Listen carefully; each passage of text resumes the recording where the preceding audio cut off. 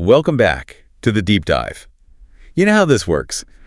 A massive book's about to land, everyone's talking about it, and you need the fast-tracked understanding why it's going to be everywhere. That's right. So today, we're doing a full, spoiler-free breakdown of what might just be the biggest psychological thriller of the year. Freida McFadden's brand new novel, The Intruder. Oh, yeah. Freida McFadden, if you follow suspense thrillers at all, you know the name. She's just, well, a powerhouse. Totally. A #1 bestseller across the board, New York Times, Sunday Times, USA Today. The Housemaid was huge. Huge. And she's really carved out this space as, one of the most prolific and just gripping suspense authors out there right now. So our mission today is simple. We've gone through all the early critical reviews, the analyses, everything we could get our hands on. We want to unpack the psychological architecture of this thing, look at the craft, how does she do it? How does McFadden create that classic, super fast, can't put it down tension? We're right under the hood. Exactly. We're boiling down all those insights so you're fully up to speed on this one before it hits shelves on October 7th, 2025. And the setup, the initial hook they describe, it's just perfect for ratcheting up the anxiety right away. It taps into something really fundamental, doesn't it? Yeah, that fantasy almost. Right. Yeah. The dream of just escaping everything, getting away, total isolation, a fresh start. So our protagonist, she finds this remote cabin in the woods. Yeah. Thinks, okay, this is it. Sanctuary. The ultimate escape. But, well, this is psychological suspense we're talking about. The sources make it pretty clear. The sanctuary becomes the trap. Always. That isolation she wanted, it flips. It becomes this terrifying vulnerability the moment this unwanted guest shows up, shatters everything. And that's the core, isn't it? Sanctuary morphing into a nightmare. That's the dread baked in from the start.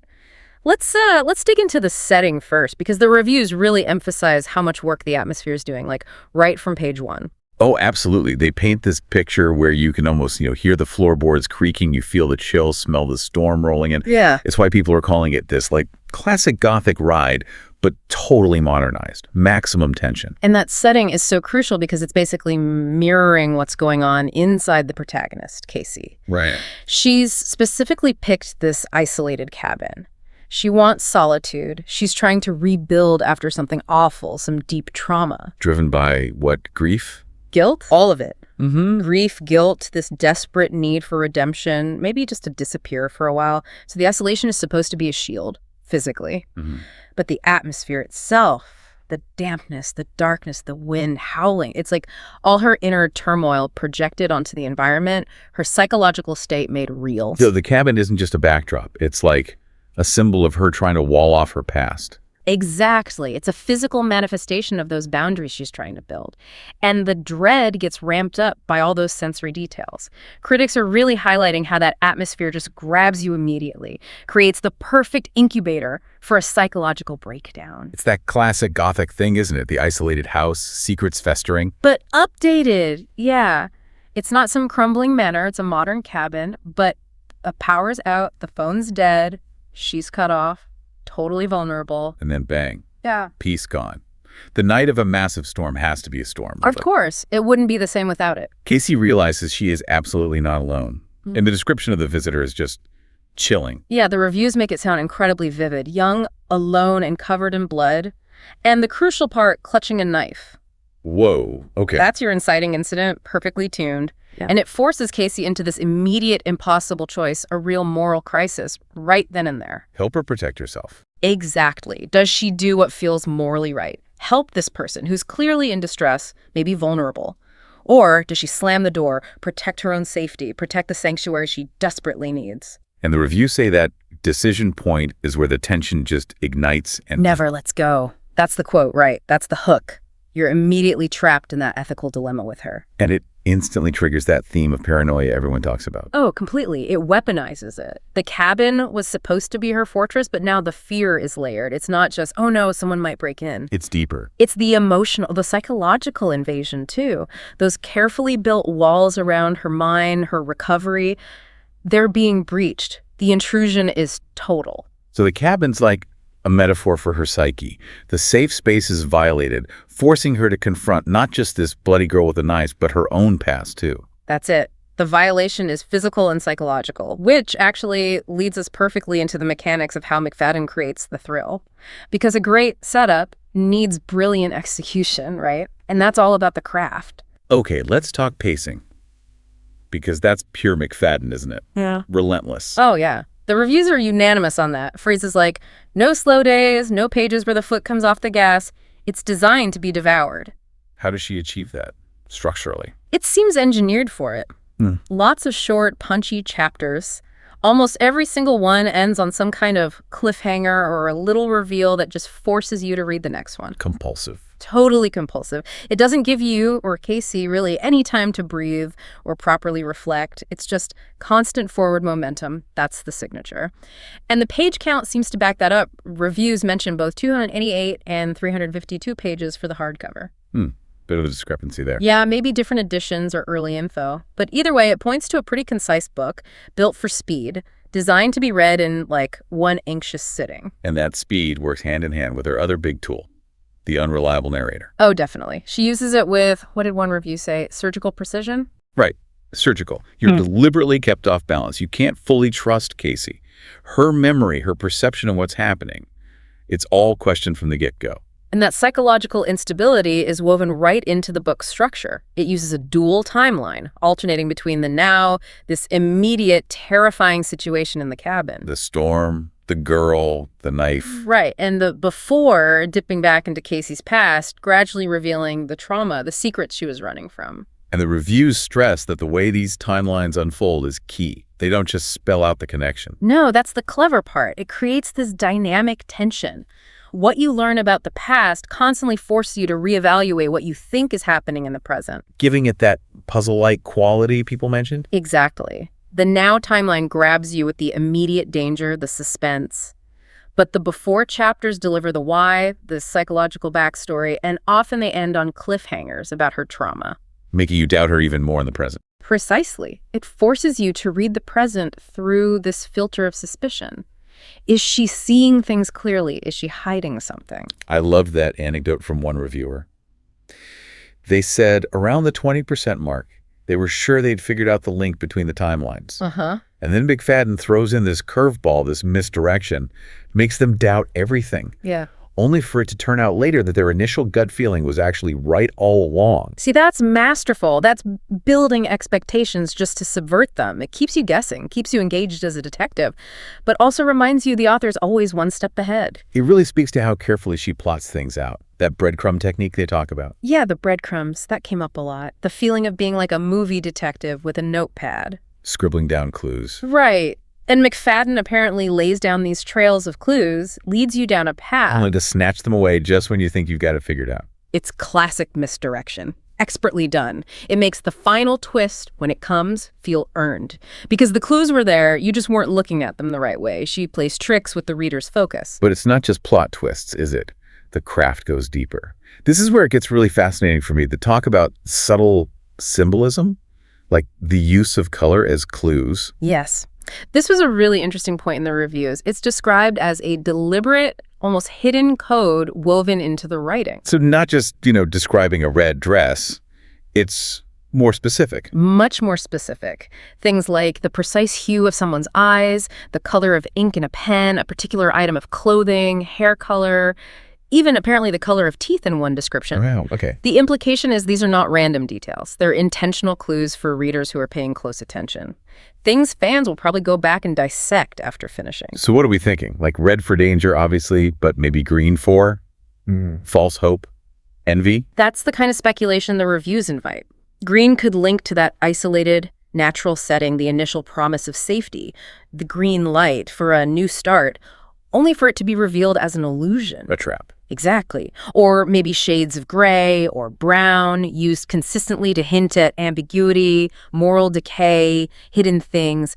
It's a layer of sophistication beyond just the plot mechanics. And then there's the names. That was another recurring point. Pay attention to names. The message was very clear, without giving anything away. Names matter. How characters are introduced, how often their names are repeated. If names sound similar, maybe, or are used strangely. Potentially. It all feeds into that puzzle box feel. It suggests that identity itself, who Casey believes she is, who the intruder really is, what they even call each other, might be one of the central mysteries or traps. That level of detail brings us to something else mentioned, the use of scent. Specifically, this recurring smell, Peaches. Yeah, the smell of peaches in a closet. It's presented as this really strong sensory trigger for Casey, clearly tied to her past trauma, her guilt. Evokes memory, loss. Right. It's described as being almost constant whenever she's grappling with those memories. But there was one critique mixed in there. Oh, what was that? One reviewer felt that the repetition of that specific scent, the peaches, sometimes felt a bit unintentional, almost like an unedited placeholder note that got left in. Huh. Interesting. So it momentarily pulled them out of the story. That was the suggestion. It's a fine line, isn't it? If it's meant to show trauma looping, the smell constantly returning with the guilt, then the repetition is deliberate, thematic. But if it just feels like the same phrase over and over. It can feel a bit heavy-handed, break the immersion. Hey. But either way, it highlights how much McFadden relies on these potent sensory details to root you in Casey's fractured headspace. She wants you to feel the memory, not just read about it. Okay, so we've got the mechanics, the craft, the atmosphere. Let's shift gears a bit. Let's talk about the why. Why does this kind of story hit so hard psychologically? This is section 3, the deep dive into the themes and subtext. Starting with trauma and memory. Right. Those before chapters are doing the heavy lifting here. They really explore the depths of Casey's past trauma, the source of her guilt. And this is where people often bring up McFadden's background. As a physician, right? Exactly. Her medical knowledge is often cited as lending this real authenticity to how characters unravel psychologically. How does that come across in the writing, do you think? Well, it seems to manifest in how realistically she portrays the brain under extreme stress. The idea that our minds try to protect us, right? By burying secrets, fragmenting memories. But that protection can backfire. That's the conflict. The brain protects by hiding things needed for survival, but it also sabotages the present by warping reality to cope with past pain. Casey's trapped in that bind between what she thinks happened and what her mind desperately wants her to forget. Which makes the theme of trust and betrayal absolutely critical. We talked about the unreliable narrator, but just thematically, being isolated with a bloody stranger, trust must evaporate instantly. Oh, it's the core currency, and it's weaponized from the second that girl appears. Every single interaction is loaded with suspicion. McFadden is apparently brilliant at showing how quickly empathy can look like foolishness, how that line blurs between wanting to help and just trying to survive. You're constantly second-guessing motives. Yeah. Is Casey being kind, or is she trying to control the situation for her own ends? Exactly. Who is manipulating whom? Can you trust the injured girl? Can you trust the neighbor who seems nice but maybe too interested, the sketchy landlord? Or can you even trust Casey herself, given her fragmented memory? Precisely. It's a world where trusting anyone, maybe even yourself, feels like a potentially fatal mistake. Now, the reviews also highlighted another complex theme, one that often appears in McFadden's work: motherhood and guilt. How does that play out here? It sounds like it's explored through a really dark, complex lens, not sentimentalized at all. It's about protection, yes, but also about profound loss and this crushing, inescapable guilt. So motherhood as a motivator, a source of vulnerability. Both. It's described as both a sanctuary, the ultimate reason to protect, and a battlefield, a place where impossible moral choices are made. And failures have devastating consequences. It avoids easy answers. Delving into that terror of failing to protect someone and the guilt that follows no matter the circumstances. Yes, exactly. And it seems to tie directly back into Casey's past trauma. Her identity as a mother, or perhaps a mother figure, is deeply entangled with the secrets she's hiding. It forces you to confront really difficult questions about what's justifiable when a child's life, or the memory of one, hangs in the balance. It definitely sounds like we're firmly in the territory of moral ambiguity then. No simple heroes and villains. Not at all. The sources really emphasize that this story is about survival in the gray areas. The real horror isn't some external monster, it's what ordinary people do when cornered. The choices made in that murky space, as one review put it. Right. That space between right and wrong. It pushes the reader to question their own limits, their own potential for darkness when pushed too far. And all this intensity is packed into that claustrophobic setting, often with very few other characters around. You mentioned the landlord, the neighbor, introduced on a strict need-to-know basis. Yeah, that minimalist approach to the supporting cast seems very deliberate.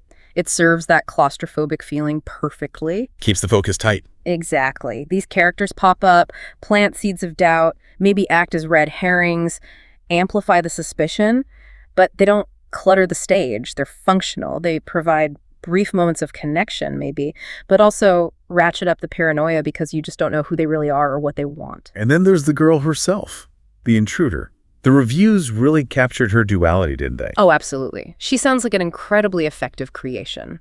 On the one hand, she's the picture of vulnerability, young, hurt, alone, bloodied. The victim. But on the other hand, she's got that knife. She arrived under terrifying circumstances. She's a potential threat, a profound threat. Mirroring Casey's own fears, maybe. That's what the reviews suggest. She's a mirror for Casey's own hidden past, her guilt, her potential for violence, and crucially, her silence, her fragmented speech.